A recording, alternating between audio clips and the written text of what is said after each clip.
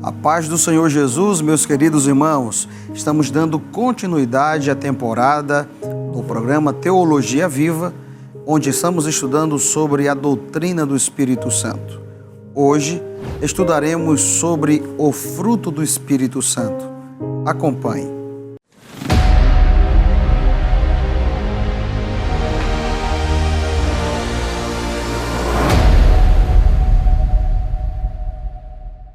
Queridos irmãos, pela graça de Deus, estamos mais uma vez aqui e hoje estaremos estudando sobre o fruto do Espírito Santo.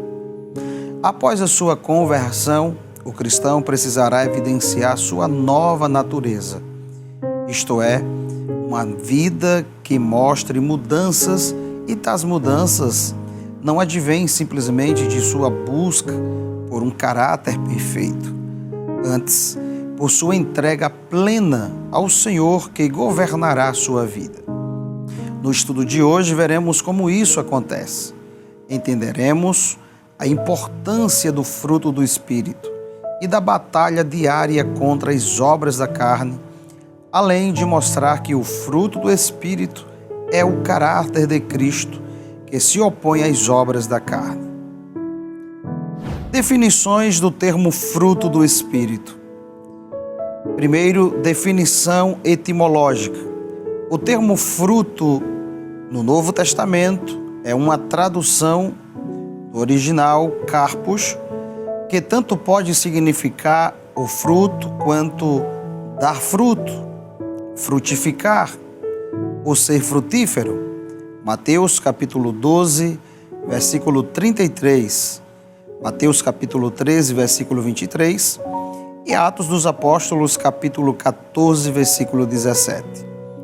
No comentário bíblico pentecostal do Novo Testamento é dito: para que o fruto seja gerado, é necessário que haja uma relação de interdependência entre o tronco e seus ramos.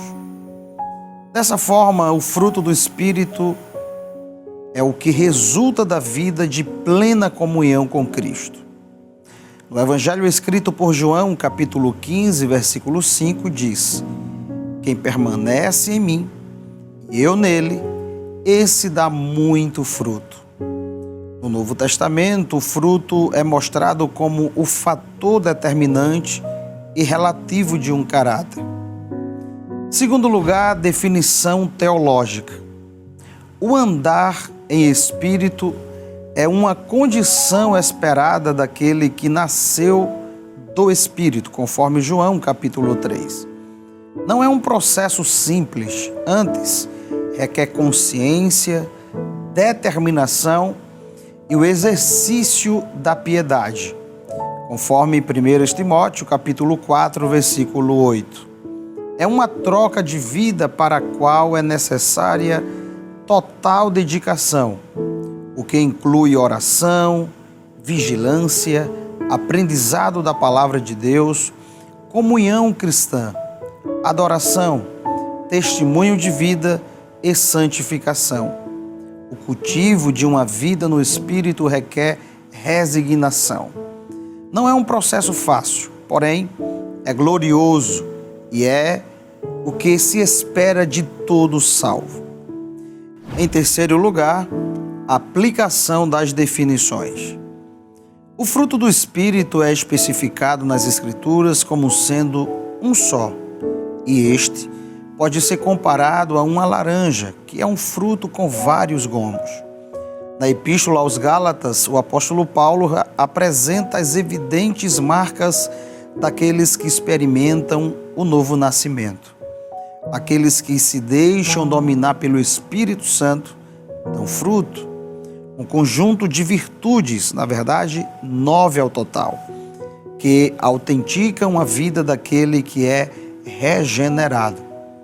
Mas o fruto do Espírito é amor, alegria, paz, longanimidade, benignidade, mansidão, bondade, fidelidade, domínio próprio. Contra essas coisas não há lei. Gálatas capítulo 5, versículos 22 e 23. As obras da carne e o fruto do Espírito. Andar na carne e o andar no Espírito. Paulo adverte os crentes mostrando que os que vivem segundo a carne, ou seja, uma vida dominada pelo pecado, jamais agradarão a Deus. Portanto, os que estão na carne não podem agradar a Deus. Romanos capítulo 8, versículo 8.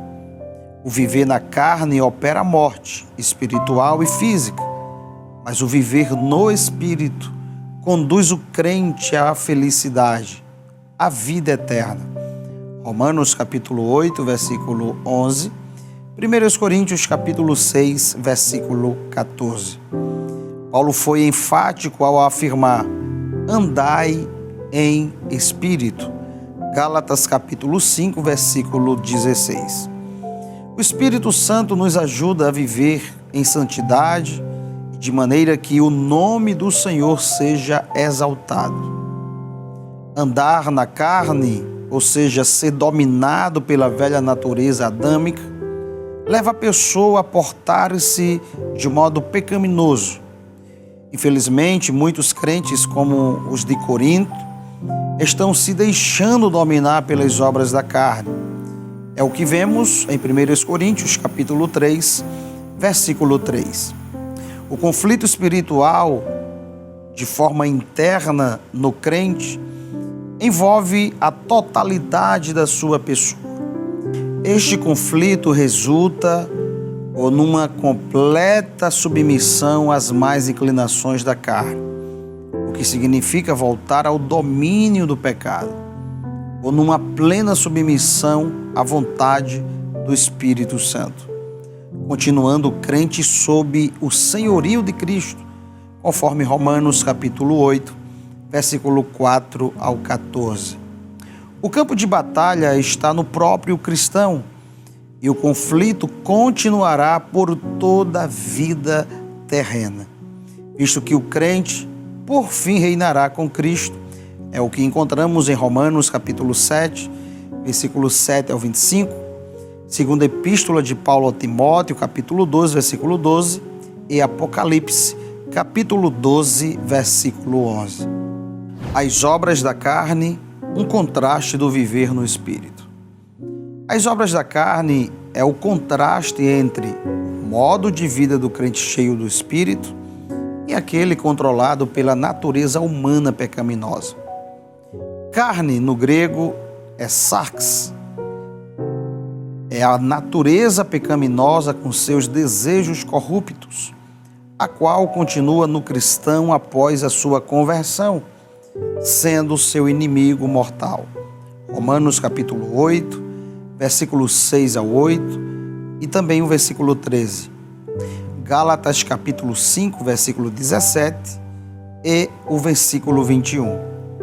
Aqueles que praticam as obras da carne não poderão herdar o reino de Deus, conforme Gálatas capítulo 5, versículo 21. Por isso, essa natureza carnal, pecaminosa, precisa ser resistida e mortificada numa guerra espiritual contínua, que o crente trava através do poder do Espírito Santo. Romanos capítulo 8, versículo 4 ao 14, Gálatas 5 e 17. Paulo diz: porque as obras da carne são manifestas. Versículo 19 do capítulo 5, a palavra traduzida por conhecidas significa claro e manifesto. A carne propriamente dita, ou seja, a natureza pecaminosa é secreta, é invisível, mas as suas obras, as palavras e atos pelos quais se manifesta são públicos e evidentes. Por mais que alguém tente negar a pecaminosidade do homem, as obras da carne é clara, evidente da sua existência. Há várias listas de pecados semelhantes que o apóstolo faz referência na Epístola aos Gálatas. Romanos capítulo 1, versículo 18 ao 32, 1 Coríntios capítulo 5, 9 ao 11, capítulo 6, versículo 9, 2 Epístola de Paulo aos Coríntios, capítulo 12, versículos 20 e 21, Efésios 4, 19, capítulo 5, versículo 3 ao 5, Colossenses 3, 5 ao 9, Primeira Epístola aos Tessalonicenses, capítulo 2, versículo 3, capítulo 4, versículo 3 ao 7, Primeira Epístola a Timóteo, capítulo 1, versículo 9 e 10, capítulo 6, versículos 4 e 5, Segunda Epístola de Paulo a Timóteo, capítulo 3, versículo 2 a 5, e Tito, capítulo 3, versículo 3, 9 e 10. Essa lista, embora extensa, não é exaustiva, uma vez que Paulo conclui dizendo: e coisas semelhantes a estas. Gálatas 5, versículo 21. Em terceiro lugar, a vida controlada pelo Espírito. O fruto do Espírito desenvolve no crente um caráter semelhante ao de Cristo, que reflete a imagem de sua pessoa e a natureza santa de Deus. O fruto do Espírito são os hábitos e princípios misericordiosos que o Espírito Santo produz em cada cristão. Esses hábitos e princípios são o resultado de uma vida de comunhão com Deus. Depois de liberto do pecado, o crente precisa desenvolver o fruto do Espírito. É o que encontramos em Romanos capítulo 6, versículo 22. Mas agora, libertados do pecado e feitos servos de Deus, tendes o vosso fruto para a santificação e, por fim, a vida eterna. O ensino de Jesus a respeito da videira verdadeira mostra que não pode haver um indivíduo que seja salvo e não produza o fruto do Espírito Santo. Notemos o que acontece com uma vida controlada pelo Espírito Santo. Em primeiro lugar, uma vida frutífera. Quando o crente não se submete ao Espírito Santo, cede aos desejos da natureza pecaminosa. Mas ao permitir que ele controle sua vida, torna-se um solo fértil, onde o fruto é produzido. Mediante o Espírito, conseguimos vencer os desejos da carne e viver uma vida frutífera, para mostrar o quanto é acentuado o contraste entre as obras da carne e o fruto do Espírito. O escritor aos Gálatas, isto é, o apóstolo Paulo, alistou no mesmo capítulo 5, desde que o Espírito Santo se dirija e influencie o crente, o fruto se manifestará naturalmente nele. Romanos capítulo 8, versículos 5 ao 10. Da mesma maneira, acontece ao ímpio, cuja natureza pecaminosa é quem o governa. E a palavra de Deus é absoluta ao declarar que os que cometem tais coisas não herdarão o reino de Deus. Gálatas capítulo 5, versículo 21, parte B. Essas obras da carne são características dos que vivem em pecado. É o que diz Romanos, capítulo 7, versículo 20. Em segundo lugar, uma vida com maturidade e equilíbrio. A palavra de Deus afirma que o crente é recompensado ao dar toda a liberdade ao Espírito Santo para produzir em seu interior as qualidades de Cristo. O capítulo 1 de 2 Pedro trata da necessidade de o crente desenvolver as dimensões espirituais da vida cristã. Com este crescimento, vem a maturidade e a estabilidade fundamentais para uma vida vitoriosa sobre a natureza velha e pecaminosa do homem. 2 Pedro, capítulo 1, versículo 10, parte B, e também o versículo 11. Terceiro, uma vida com os dons espirituais junto ao fruto do Espírito. Os dons espirituais e o fruto do Espírito devem caminhar juntos para que a igreja seja plenamente edificada e o nome do Senhor glorificado. Efésios capítulo 2, versículo 10. Uma árvore é identificada e conhecida mediante seus frutos. Lucas capítulo 6, versículo 44. Portanto, só viveremos a aferir a espiritualidade de um crente através de suas obras realizadas mediante o fruto do Espírito e não apenas por seus dons espirituais. Primeira Epístola de Paulo a Timóteo, capítulo 5, versículo 25. Os dons estão relacionados ao que fazemos para Deus, enquanto o fruto está relacionado ao que Deus, através do Espírito Santo, realiza em nós, moldando-nos o caráter de acordo com a entrega do nosso inteiro ser a Ele, de conformidade com as suas demandas de sua palavra. É o que diz Mateus, capítulo 5, versículo 16. Quarto lugar, o fruto do Espírito e o testemunho cristão. O fruto do Espírito aparece quando deixamos Jesus Cristo agir em nossas vidas. Gálatas capítulo 12, versículo 20. Atos capítulo 17, versículo 28. Através do fruto do Espírito, o caráter de Cristo é novamente formado no homem. O pecado afetou consideravelmente a imagem de Deus em nós, levando-nos a produzir as obras da carne. Efésios capítulo 2, versículo 2 e 3, Gálatas capítulo 5, versículo 19 ao 21.